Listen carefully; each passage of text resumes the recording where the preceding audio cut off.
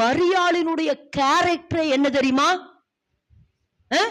ஏசப்பா பாதத்திலேயே உட்கார்றது. ஏசப்பா பிரச்சனை வந்தாலும் சரி, நல்லது நடந்தாலும் சரி, கெட்டது நடந்தாலும் சரி, மரியாளுடைய கேரக்டரே ஏசப்பா பாதம். ஒரு நாள் இயேசு ராவிருந்துக்கு வந்திருந்த பொழுது அங்கேயும் மரியாள் என்ன செஞ்சா? ஏசப்பா பாதத்தை பிடிச்சிருந்தா. இயேசு ஒரு நாள் கிராமத்துக்கு வராரு, அங்கேயும் மார்த்தாள் என்ன செஞ்சா? ஏசப்பாவை கூட்டிட்டு வந்து அவ கிச்சனுக்கு போயிட்டான். கூட்டிட்டு வந்த மார்த்தாள் என்ன செஞ்சா? கிச்சனுக்கு போயிட்டா. ஆனா மரியாளோ தேவ பாதத்திலே உட்கார்ந்து. இது எதுக்கு சொல்லணும்? அதான் அந்த வார்த்தை. அதாவது மரியாள் தேவ பாதத்தில் உட்கார்ந்து இருக்க வேண்டிய மரியாள் அவள் வீட்டிலே உட்கார்ந்திருந்தாள்.